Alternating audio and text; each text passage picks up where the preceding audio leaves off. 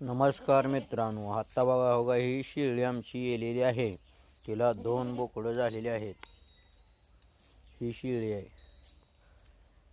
पुन्हा ही दुसरी शेळी आहे. हिला 2 पाट्ट झालेत. मागल्या आठवड्यात येली. 8 दिवसाची आहे ती. पाट्रा आहे ती दोन्ही. ही शेळी ती पड्याला एक बसले उन्हात. अशा 2 शेळ्या ही येलेली एक आहे. 2 बोकडं झाले ती मस्तपैकी आपली. येल्यानंतर शेळी आता उभा राहिली. ते असं पाटरू कसं उभा राहिले बघा आईपाशी. तकडे एक बसले बा मागं पडायला जाऊन उन्हाला. तिचं पाटरू आहे. ही पण गाभण आहे 1 महिन्याचं.